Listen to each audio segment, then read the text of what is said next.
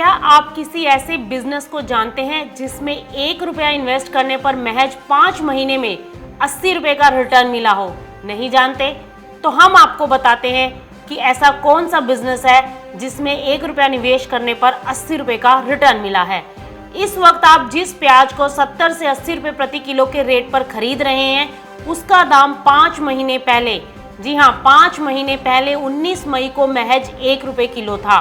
तेलंगाना में तो उससे भी कम मात्रा यानी 59 पैसे का रेट था। जब किसान अपनी उपज बेच रहे थे तो मार्केट में दाम नहीं था। अब व्यापारी बेच रहे हैं तो दाम आसमान पर है।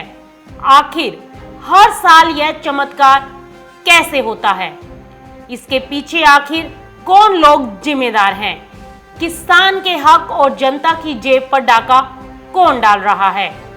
दरअसल महंगाई बढ़ाने में टमाटर, प्याज, आलू का बड़ा योगदान होता है।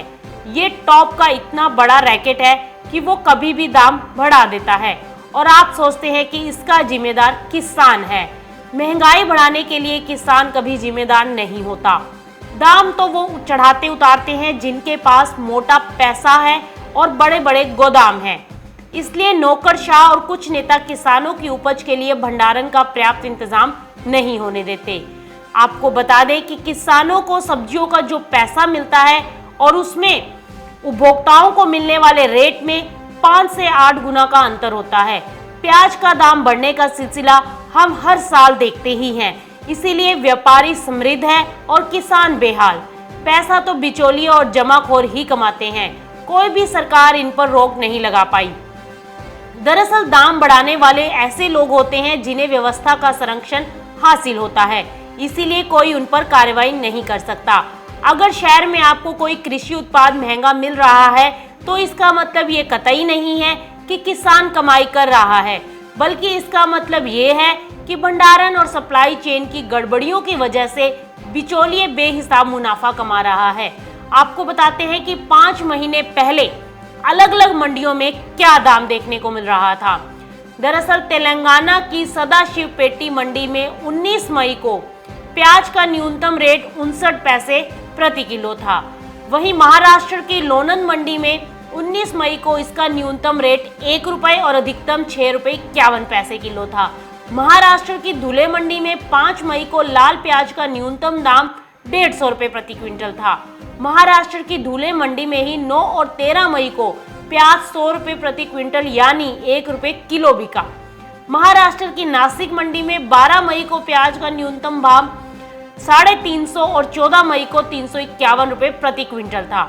चलिए अब बताते हैं कि ये दाम कैसे बढ़ जाते हैं। देश में सबसे ज्यादा प्याज का उत्पादन महाराष्ट्र में होता है।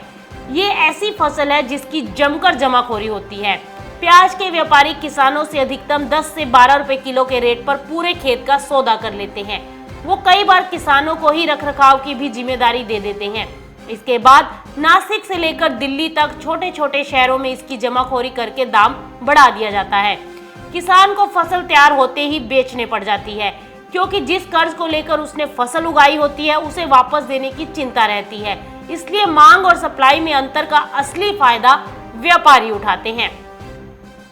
वहीं अर्थशास्त्रियों का कहना है कि आप बारिश को इसके लिए दोष मत ठहराइए, क्योंकि कुछ का मानना है कि बारिश की वजह से प्याज के रेट बढ़ते हैं। दरअसल प्याज की महंगाई के लिए बारिश को ब्लेम करना कुछ लोगों का रूटीन बन गया है। महाराष्ट्र की लासलगांव मंडी में प्याज की आवक सितंबर के महीने में 38% ज्यादा थी। पूरे महाराष्ट्र में यह करीब 57% ज्यादा थी। इसके बाद भी प्याज का दाम बढ़ने का कोई मतलब नहीं है। दरअसल प्याज का दाम काला बाजारी से बढ़ता है। इसका बड़ा रैकेट हर साल इन दिनों प्याज का दाम बारिश का बहाना लेकर बढ़ा देता है। सालों से यही पैटर्न चलता आ रहा है। दूसरी वजह यह है कि सरकार ने खुद ही एसेंशियल कमोडिटी एक्ट में संशोधन करके काला बाजारी करने वालों को कानूनी अधिकार दे दिया है। ऐसे में दाम नहीं बढ़ेगा तो क्या होगा?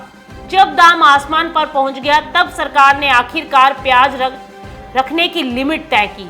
यह काम पहले से ही होना चाहिए। ट्रेड को रेगुलेट करना जरूरी है। यही हाल आलू का भी है।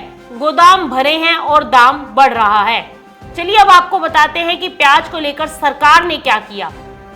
प्याज की कीमतों को कंट्रोल में रखने के लिए केंद्र सरकार ने खुदरा और थोक व्यापारियों पर 31 दिसंबर तक के लिए स्टॉक सीमा लागू कर दी। खुदरा व्यापारी केवल 2 टन प्याज स्टॉक कर सकते हैं, जबकि थोक व्यापारी 25 टन तक का प्याज अपने पास स्टॉक कर सकते हैं। वहीं भारत में प्याज का कुल उत्पादन 2 करोड़ 25 लाख से 2 करोड़ 50 लाख मीट्रिक टन सालाना के बीच है। देश में हर साल कम से कम 1.5 करोड़ मीट्रिक टन प्याज बेची जाती है। करीब 10 से 20 लाख मीट्रिक टन प्याज स्टोरेज के दौरान खराब हो जाती है।